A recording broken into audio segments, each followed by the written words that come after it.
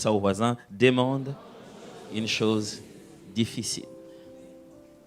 Dans la Bible, il y a des répétitions d'histoires, dans le sens où les mêmes époques sont écrites peut-être deux fois. Vous verrez qu'il y a des livres qu'on appelle des livres des chroniques, qui sont des livres officiels. Dans chaque gouvernement ou dans chaque système monarchique, il y a toujours des chroniques où on retrace un peu la vie, le vécu du roi et des monarques de l'époque, ce qu'ils ont fait, ce qu'ils n'ont pas pu faire. On fait un peu de leur apologie et on dit quel est l'état de lieu qu'ils ont laissé après eux, et ainsi de suite on continue.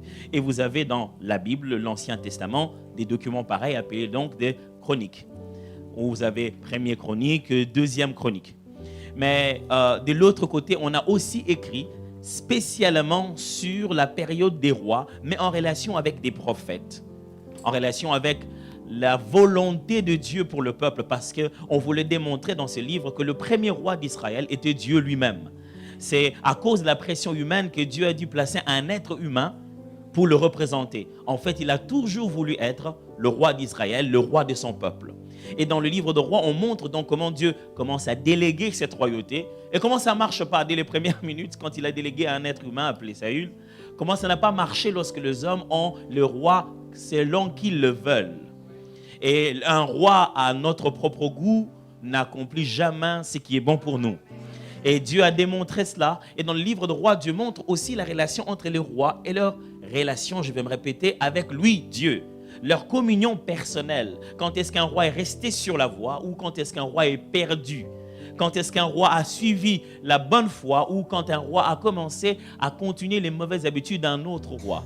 Il y a même dans les livres de rois des rois, je dois le répéter, qui sont devenus des icônes de la désobéissance. Vous trouverez de temps en temps, on répète des phrases comme « il a péché par le péché d'Akab ». C'est-à-dire les choses qu'il a faites sont vraiment une réplique de ce que ce mauvais roi Akab avait fait. Et vous trouverez ça tout le temps. On parle des hauts lieux qui n'ont pas été détruits. Il y a des habitudes qui se sont implantées au milieu du peuple, une substitution de leur culte. Et qui certains rois n'ont pas pu abandonner cela. Mais vous trouverez toujours cet équilibre où on parle d'un côté des royaumes du Nord et de l'autre côté des royaumes du Sud. Et vous trouvez deux fois la même époque, la même histoire, mais racontée d'après deux angles différents. On vous dit à l'époque où un tel était roi dans tel coin et que l'autre était roi au sud, il s'est passé ceci, mais dans l'angle de vue du roi du nord. Et dans le deuxième livre, vous trouvez qu'on parle de la même histoire, mais maintenant dans l'angle de vue du roi du sud. Et des fois, vous trouvez donc ces similitudes. Et les livres de rois, vous trouvez ces similitudes. Il y a donc ces deux prophètes. Le premier appelé Élie, qu'on n'a vraiment jamais su d'où il venait. Tout ce qu'on sait de lui, on l'appelait Élie le Tishbite.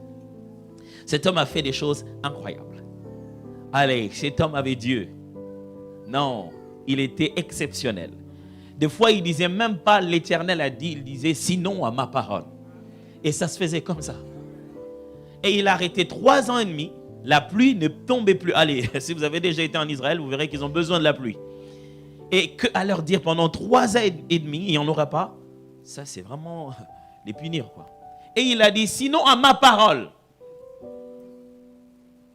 Même ceux qu'on a envoyé le chercher, le trouver.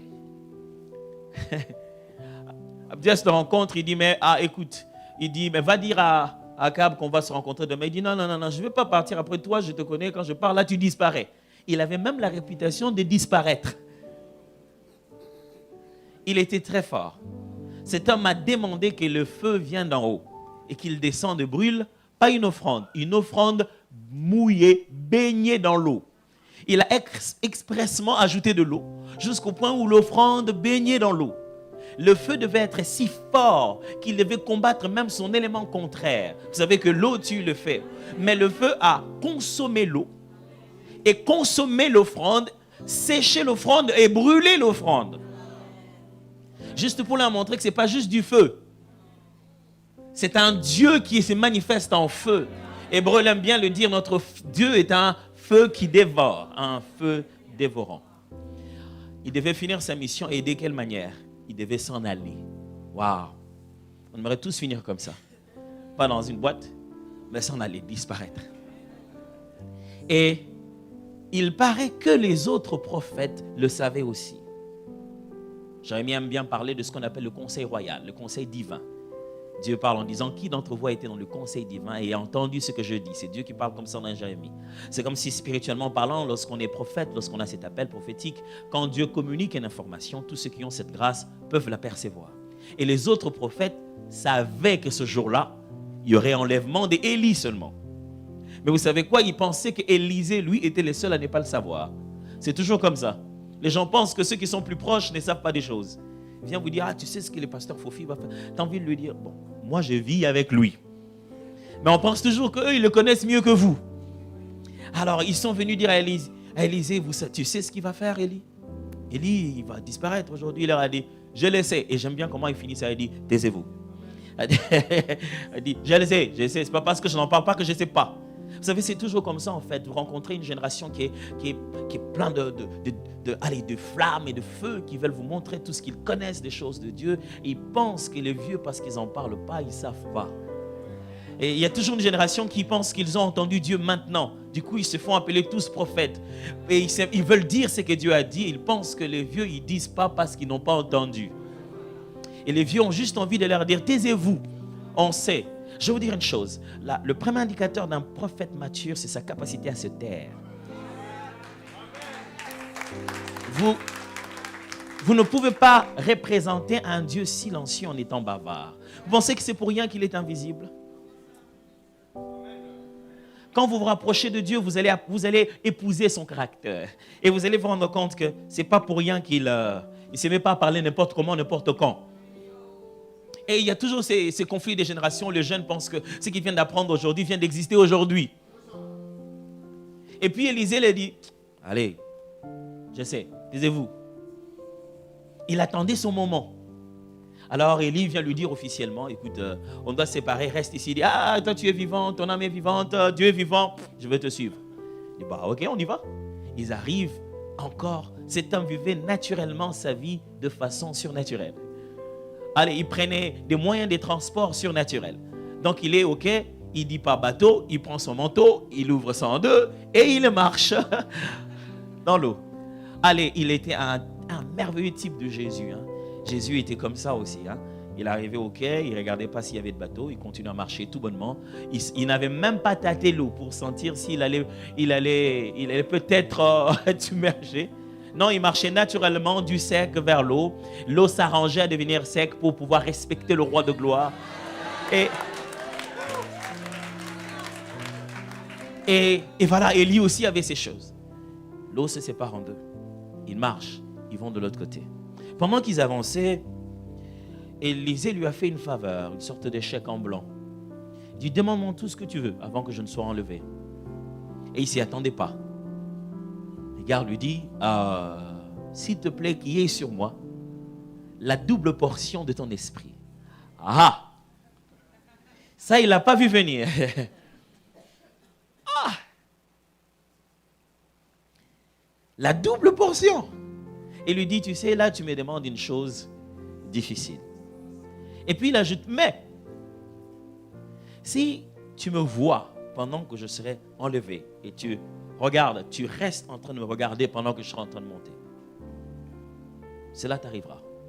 La première des choses que j'aimerais nous dire aussi ce matin, c'est que ce n'est pas parce qu'une chose est difficile qu'elle est impossible. Ok, faisons la différence. Difficile n'est pas impossible.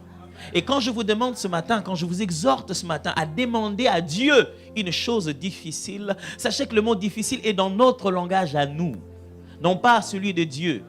La chose peut vous sembler difficile, mais ce matin, je voudrais défier votre foi à vous tourner vers Dieu malgré la difficulté de votre chose et à croire à la prière. Je peux demander à Dieu une chose qui me semble à moi difficile. Ce matin, sortez la liste de vos difficultés. Il y a un Dieu qui résout les problèmes difficiles.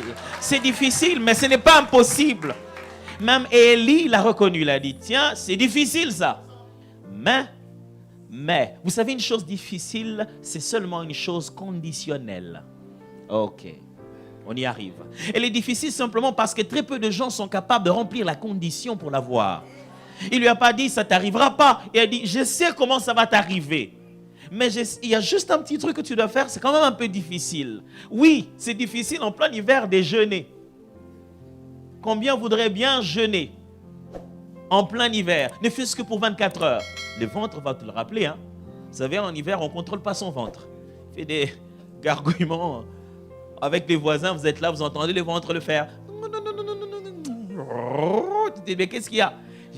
Toi-même, tu n'as pas faim, mais ton ventre te dit, ici, on a besoin de quelques ravitaillements. C'est difficile de jeûner en plein hiver. C'est difficile de passer toute une nuit sans dormir pendant que le lendemain, on a boulot. On doit aller travailler. Rien que pour prier. C'est difficile. Il y a des choses que vous n'obtiendrez jamais dans la vie avec les prières. Seigneur, je te loue, je te glorifie, je t'adore. Je vais dormir, protège-moi et souviens-toi au nom de Jésus. Amen. Vous ne l'aurez jamais avec ce genre de prières-là. Jamais. Ah oui, jamais. Il y a des choses qui ne vous arriveront jamais dans la vie juste avec les gens de prière. Oh Seigneur, tu es mon Dieu, tu sais de quoi j'ai besoin, s'il te plaît, Seigneur. Allez, Seigneur. Non. Non, vous n'aurez pas ça avec ces genres de prières-là. Jésus ne pouvait pas sauver l'humanité sans transformer sa sueur en grumeaux de sang. Il avait des exaucements instantanés jusqu'à ressusciter les morts. Pourquoi cette fois-là, il a commencé à pleurer, à prier jusqu'à avoir des grumeaux de sang? Il y a demandé, il y a frappé et il y a cherché. Et il y a des moments où la chose que l'on veut demander, on sait combien c'est difficile de notre côté. Et plus ça devient difficile de notre côté, plus en fait il faut passer par la condition. Deuxième pensée, c'est que lorsqu'on parle de difficile, difficile est dans notre jargon et non pas dans le jargon de Dieu. Difficile signifie quelque chose qui a plus de conditions, quelque chose qui demande plus d'efforts. Mais j'ai une bonne nouvelle pour vous. Cela ne demande aucun effort supplémentaire à Dieu de faire une chose, grande ou petite. Ok. Il a créé l'univers par sa parole.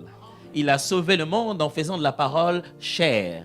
Il fait tout en parlant. Quand Dieu a parlé, il a déjà fait.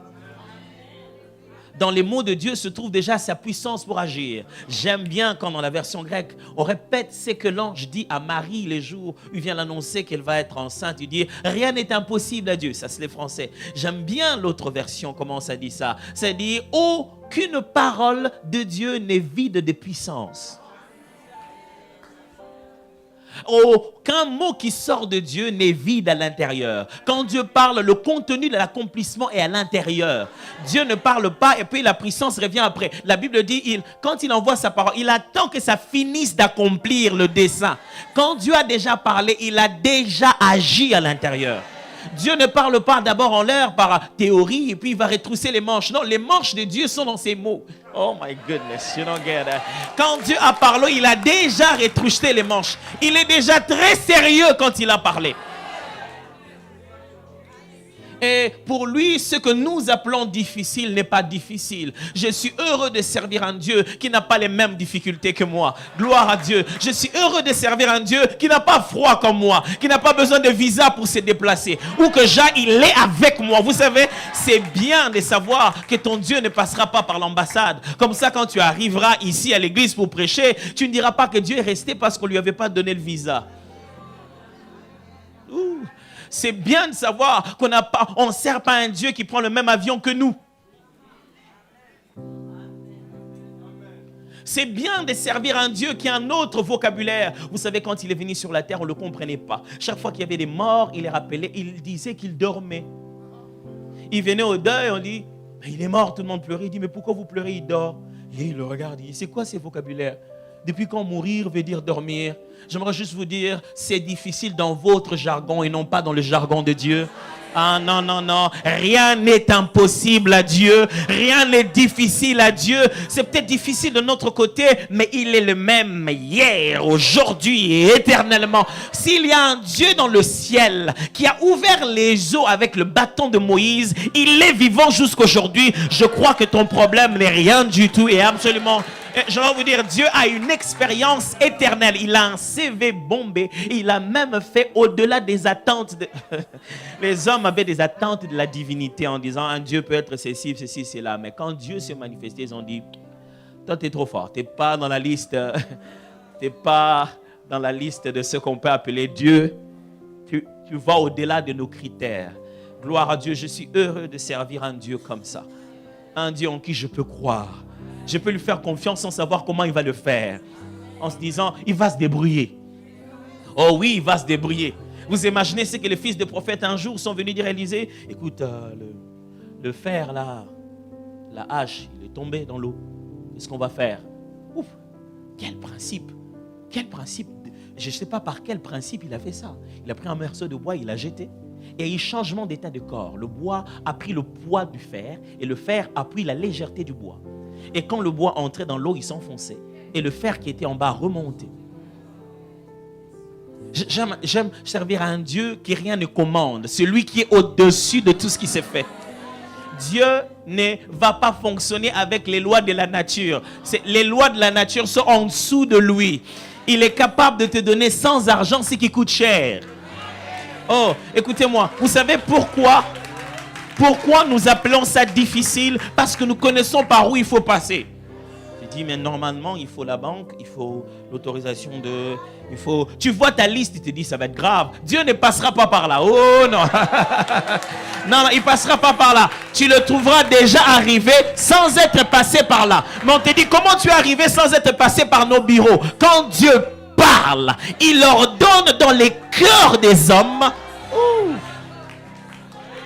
Oui, je vais servir un Dieu comme ça. Et si j'ai une liste de choses difficiles, c'est à lui que je dois amener ça. Écoutez-moi, il y a un expert des choses difficiles. Il existe et il s'appelle Jéhovah Jireh, le Dieu capable de pouvoir, de voir anticipativement et de pouvoir avant.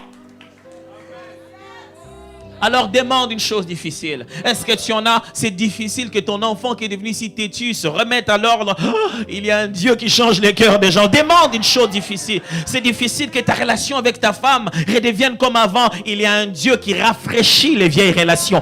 Demande une chose difficile. Non, mais je les connais, ces gens-là, dans cette entreprise, ils n'ont jamais fait pour personne. Toi, tu n'es pas tout le monde. Tu es le Dieu, tu es le fils de celui qui résout les choses difficiles. Et, allez, attendez, si Dieu ne peut pas faire des choses difficiles, pourquoi il est Dieu? Pourquoi on est venu chez lui? Allez, pourquoi on vient le consulter? En quoi il est Dieu? S'il doit résoudre exactement les mêmes problèmes que nous, s'il doit les faire exactement de la même manière que nous, je ne vois pas en quoi il est Dieu. Il est Dieu en ce qu'il va le faire à sa manière et il va résoudre même les plus difficiles. Alors il a dit, demande-moi une chose difficile. Il lui a demandé et il lui a expliqué la condition. Je vais partager avec vous rapidement une des conditions donc de l'exaucement de choses difficiles. Alors, il lui dit, si tu peux me voir pendant que je serai en train d'être enlevé de devant de toi. Je voudrais juste aujourd'hui vous parler de ce qu'on appelle la loi de l'exposition ou de la vision. Je parlerai de vision, exposition, anticipation. Tout cela, c'est dans le même ordre d'idées. Qu'est-ce qui s'est passé? Lorsque Élie et Élisée marchaient ensemble, il y a eu des chars, des chars de feu, pas des chars de feu. Et qui, lorsqu'ils venait, ça les a séparés les deux. C'était si fort que l'un est parti dans un sens, l'autre dans l'autre. Il y a eu un tourbillon, c'est dans les textes. Un tourbillon dans un pays désertique, ça ramasse le sable. Le premier réflexe, c'est de fermer les yeux et de les baisser. Et de trouver un moyen de se couvrir parce que ça va entrer dans tes yeux. Et tu ne peux pas soutenir un regard pendant un long moment. Tu ne peux pas fixer, surtout pas en l'air, quand il y a un tourbillon. Le seul moyen de survivre, c'est de baisser la tête, d'essayer de se couvrir. Alors, Élie dit à Élisée, écoute, quand tu seras capable de tenir tête au tourbillon et de continuer à regarder quand toutes les raisons de regarder ne seront plus.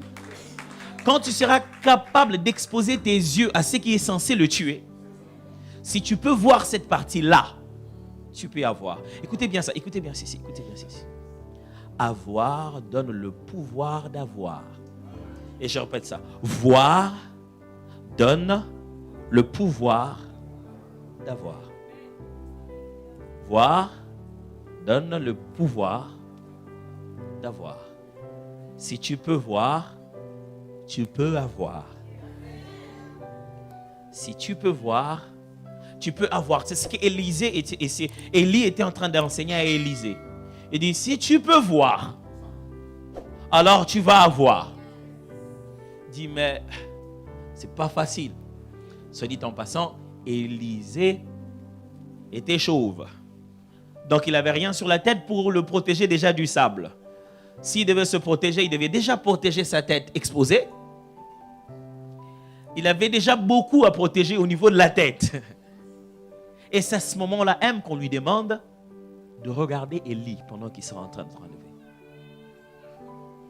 Élie lui dit, c'est difficile, mais il y a une condition. Juste être capable de voir. Mes frères et sœurs, aujourd'hui, nous venons à l'église, des fois par pratique religieuse. Et nous avons tué l'essentiel qui devait nous pousser à venir à l'église. Ça s'appelle la foi.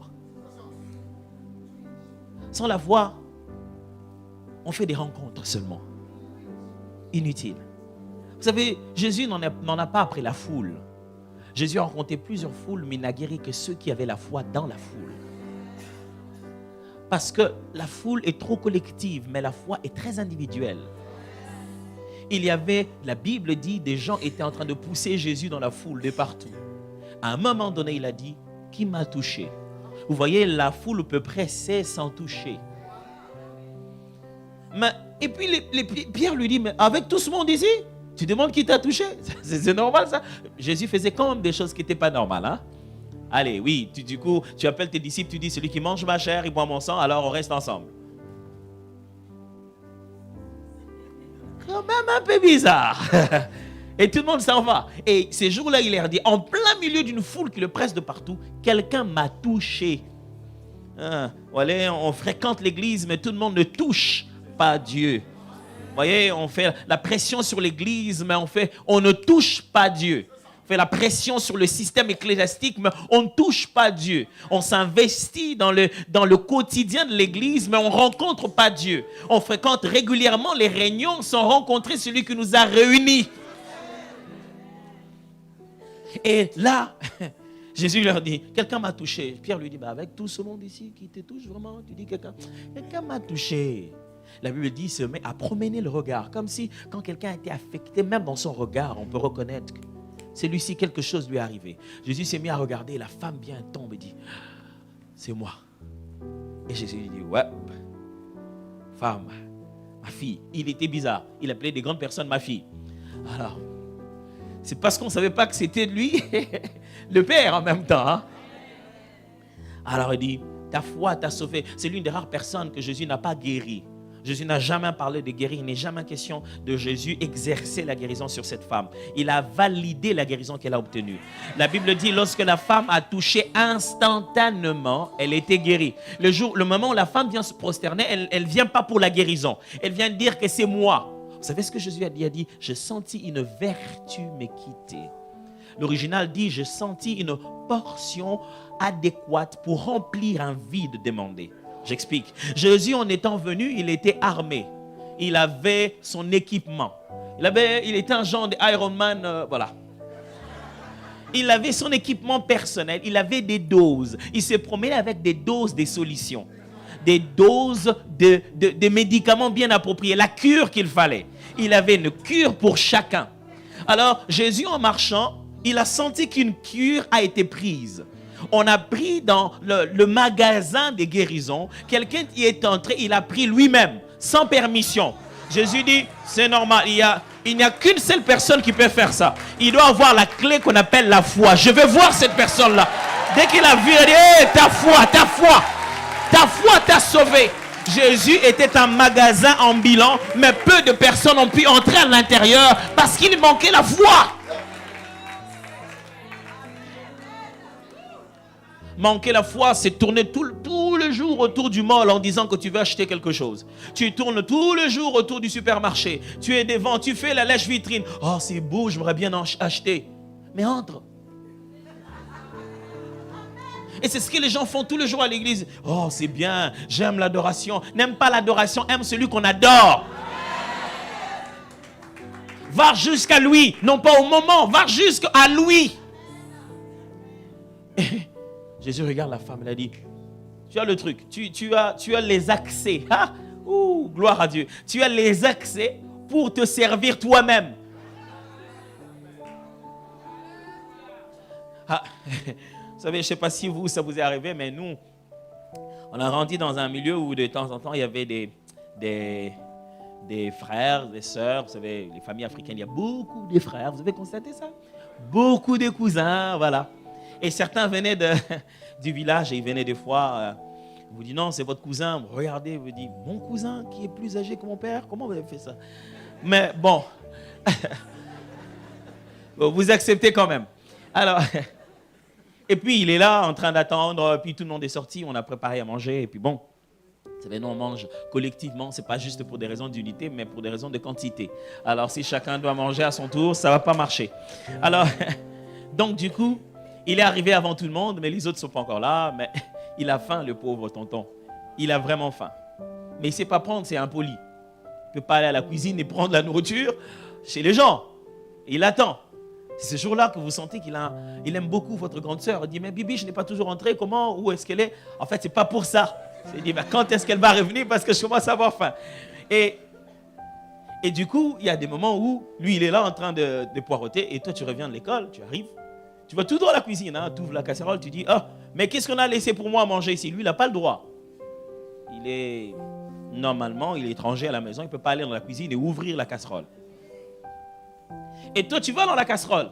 Vous savez, vous, je ne sais pas si ça vous est arrivé, mais moi, je m'étais vraiment converti. C'est-à-dire, avant, j'étais vraiment pécheur. Donc, ce n'est pas que je suis né directement pasteur, quoi. Il arrivait des fois, tu vas, tu cherches, tu ne trouves rien à la cuisine, tu regardes en bas, on a caché une nourriture là-bas, tu ouvres, tu prends un petit morceau. Vous, ça ne vous est pas arrivé, très saint, cher de bien le Seigneur, mais ça m'est arrivé de prendre un petit morceau, de bien avaler, et puis quand tu sors, tu dis, mais ma nourriture, elle est où? Jusqu'à ce qu'on te dise, mais elle est en bas, tu te dis, oh mon Dieu.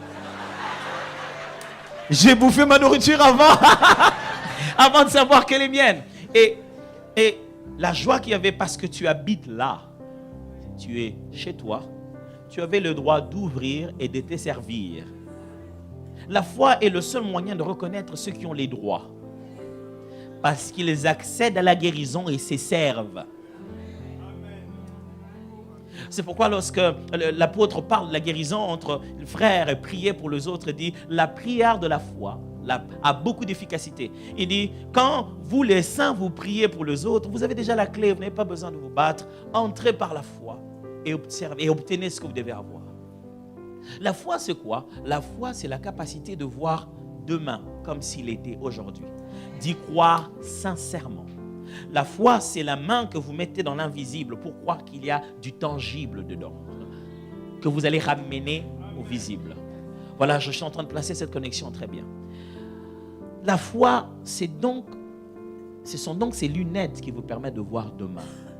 Quand quelqu'un ne voit plus son avenir, il n'a plus la foi. Et beaucoup de gens se plaignent et mettent la responsabilité à tout le monde. Ils disent que c'est l'erreur de mes parents. Les parents, ils sont morts, ça c'est ton passé. C'est là tu les as. Écoute, Élie n'a pas dit à Élisée, si tu regardais le jour où on était ensemble, tu obtiendras la chose difficile. Tu te souviens quand on était petit, quand on grandissait, tu obtiendras les choses difficiles. Non, il dit si tu me vois demain. Si tu peux voir demain, si aujourd'hui tu peux être prêt à vivre une séquence de demain. Alors là, tu obtiendras. Mes frères, nous n'allons pas résoudre nos problèmes avec notre passé macabre ou notre passé regrettable. Ce qui est passé. Est-ce que vous savez que le mot passé, c'est le radical par lequel le mot Pâques a été fait? L'ange de l'Éternel passait outre les maisons. Mais quand il passait, c'était pour leur dire que le temps de l'esclavage est passé. Après ce passage, ils ne sont plus jamais restés esclaves.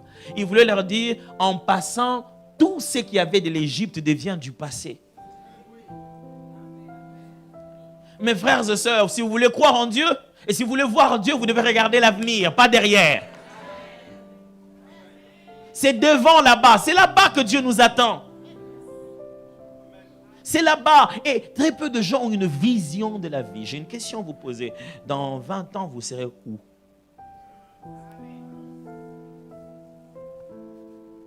Dans 20 ans, vous serez où? Si vous n'avez pas cette vision de l'avenir, vous ne vous attendez à rien. Parce que si vous osez imaginer demain, vous verrez combien c'est difficile. Vous allez vous dire, mais je vais arriver là-bas comment? Si j'imagine ça, comment je vais faire ça? Vous allez avoir tellement de poissons que vous pourrez demander à Dieu une chose difficile. Ah oui, je vous assure. Vous pourrez alors demander à Dieu une chose difficile. Je devais avoir 14 ans. On priait avec des frères qui sont venus me voir. Ils m'ont dit, écoute, le Seigneur nous dit que tu dois faire son travail, tu dois aller dans tel pays, tu dois être en train de faire ceci, cela, prêcher dans plusieurs langues et tout. J'ai dit, ok, gloire à Dieu. J'étais très content. Amen. Je suis sorti de là. Vous savez, quand vous avez reçu une parole du Seigneur, ça fait du bien. Vous avez envie que ça s'accomplisse demain.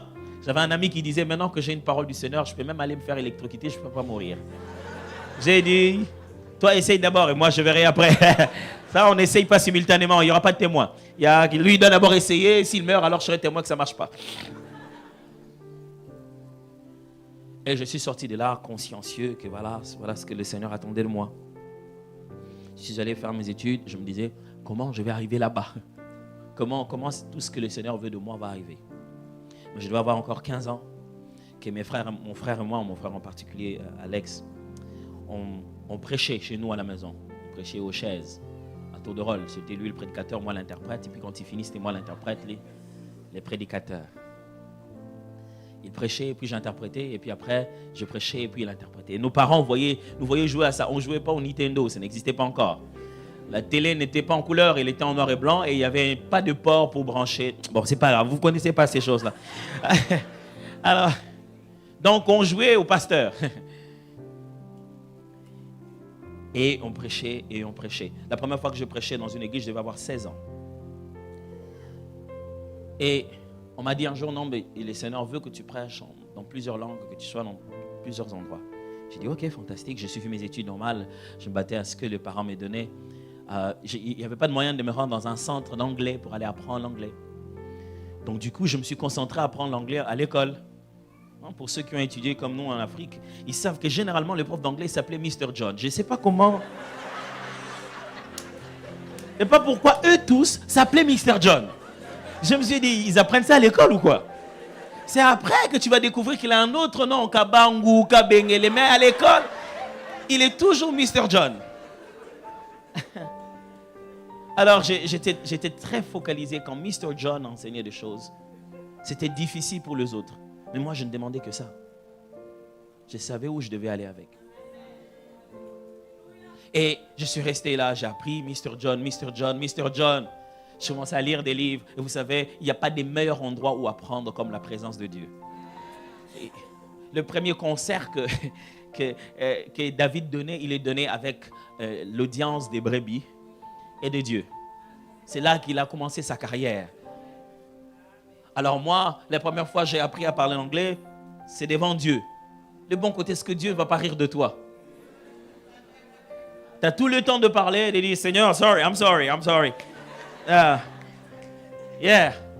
Et donc, j'ai commencé à apprendre à prier en anglais. Seul.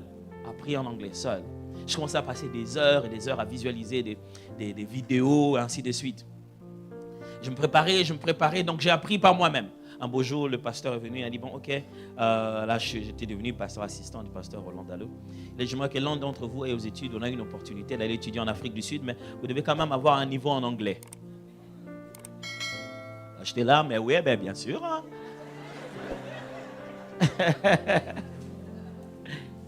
Il m'a dit, non, tiens, attends, toi tu parles anglais, non? Tu vas, j'ai envie de lui dire, bon, on va vérifier si ce que je parle est vrai.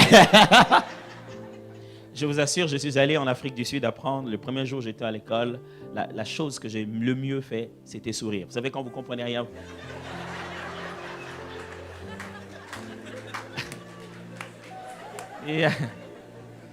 Yeah, you're right. Yeah.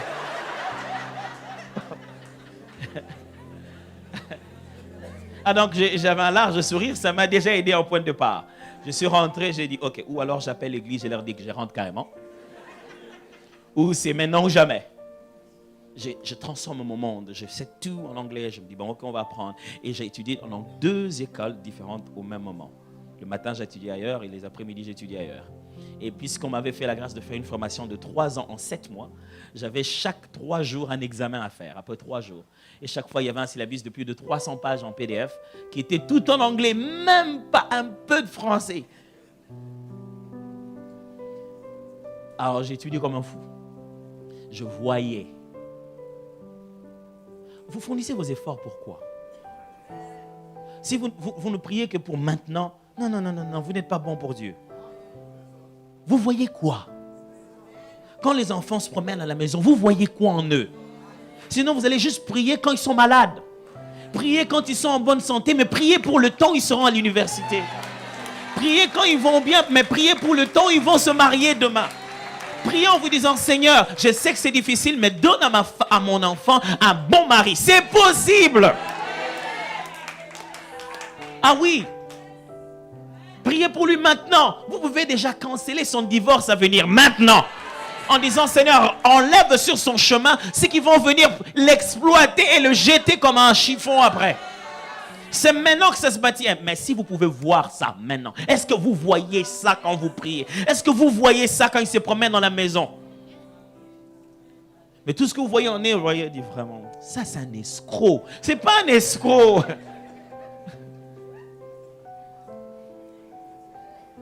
Et j'ai fini.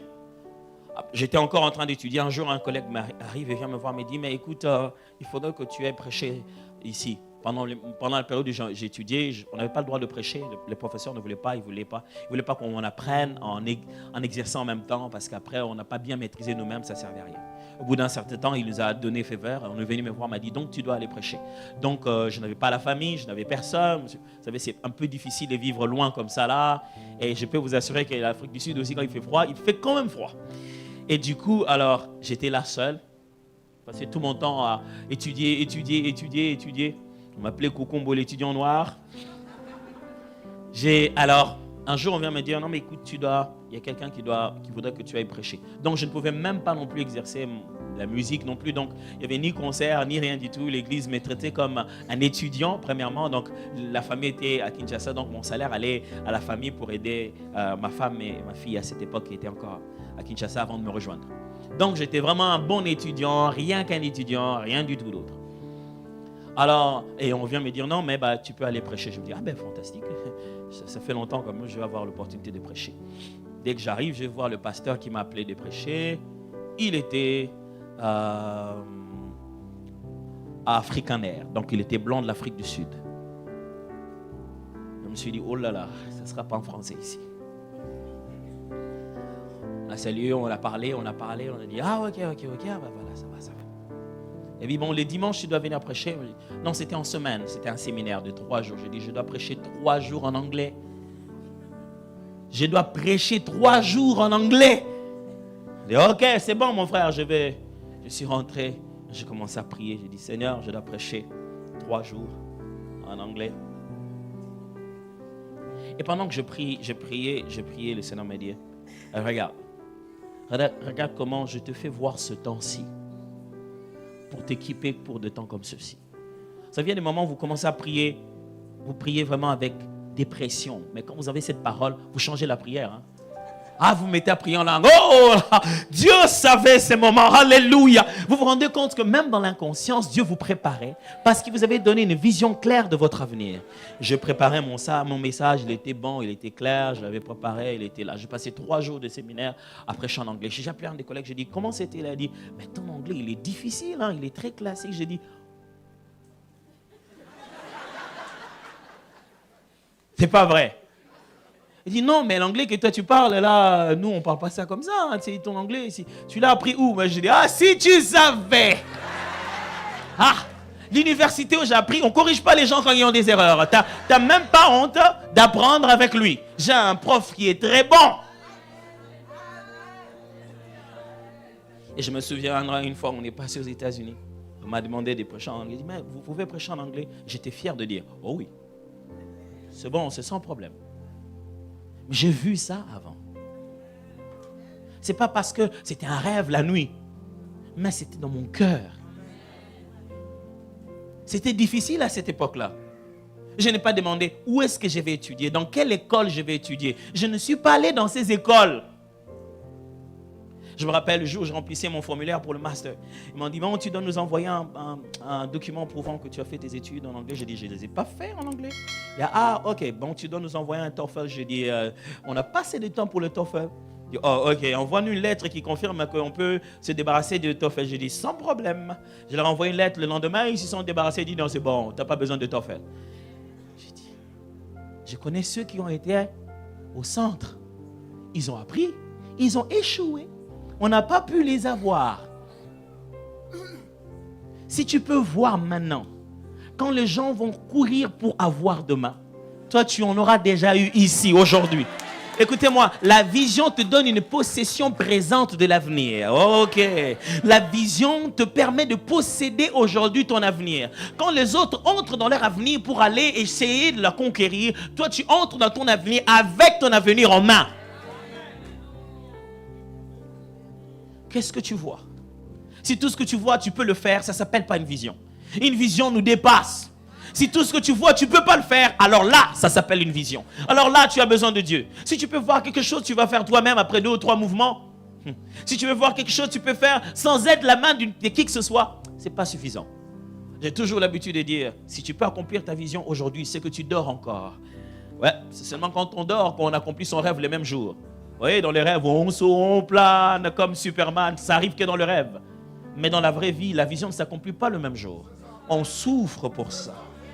Mais il faut accepter de voir. Des fois, on voit l'avenir et le présent nous dit le contraire. Résiste.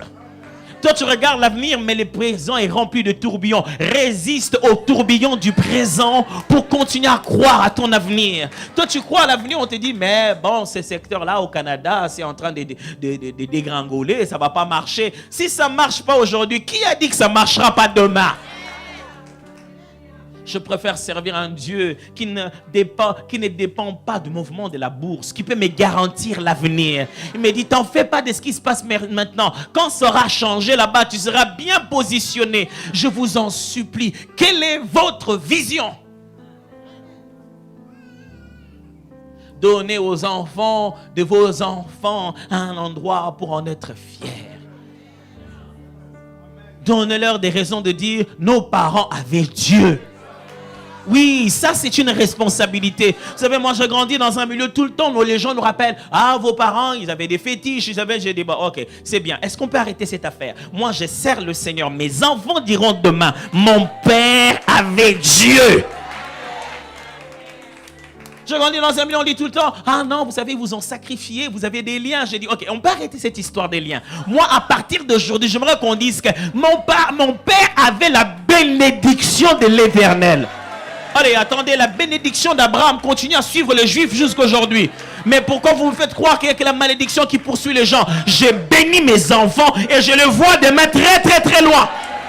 Même quand on m'amène les résultats, on me dit, il est un peu distrait à l'école. Je dis, ça c'est rien, ça c'est que des tourbillons. Je sais, il ne va pas finir comme ça. Je connais les notes qu'Albert Einstein avait quelquefois, mais il n'a pas fini comme ça du tout.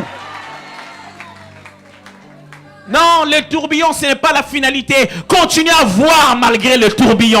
Continue à voir. Garde les yeux fixés vers l'avenir. Malgré qu'on dit, oh, mais bah, écoute, le Canada n'est plus le Canada d'autrefois. Justement, je ne vise pas le Canada d'autrefois. Je vise un Canada que vous ne voyez pas encore.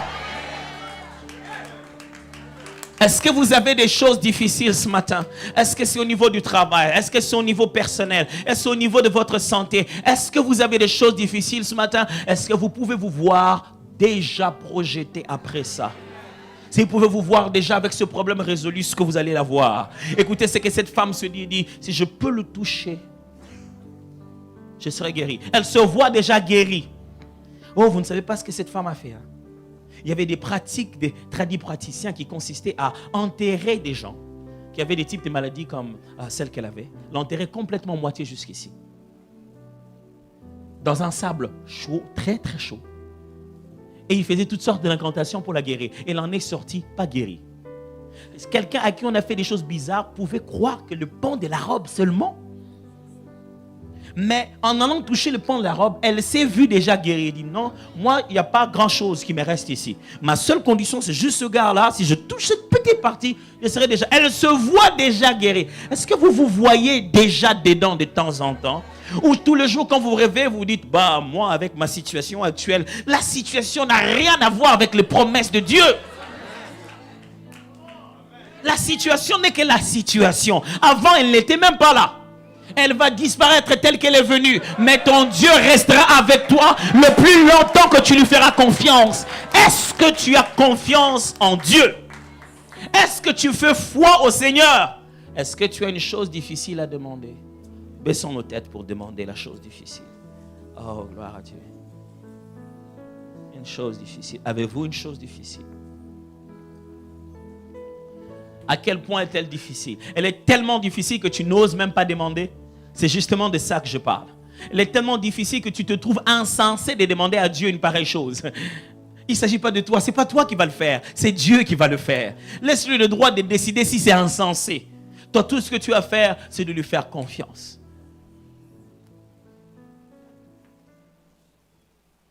Give myself away. Oh, I give myself away so you can use me. I give myself away. Oh, yeah. I give myself away so you can use me. I give myself away. Oh, I give myself away so you can use.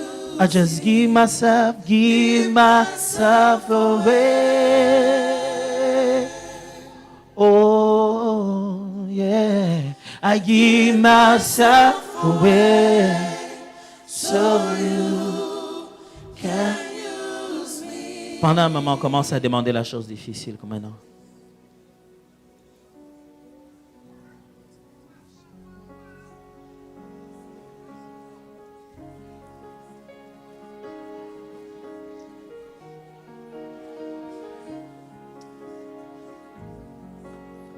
Père, je te rends grâce de ce que tu m'as envoyé dans cette église pour les pousser à te demander ce que tu attends qu'ils te demandent. Je te rends grâce de ce que tu m'as envoyé dans cette église en train de dire, moi je suis là, c'est à eux de demander. Moi je peux le faire, c'est à eux d'y croire. Moi je peux le faire, c'est à eux de voir. Moi je veux le faire, c'est à eux de demander. Moi je peux le faire, c'est à eux de croire. Je prie, Seigneur, qu'aujourd'hui, un peu de foi, juste un peu de foi, une petite foi comme un grain de sénévé qui s'élève, qui monte, qui se tourne vers toi et qui demande une chose impossible. Oh Dieu, honore leur foi. Oui, honore leur foi. Honore leur foi. Qu'ils ne croient pas en vain. Qu'ils ne fassent pas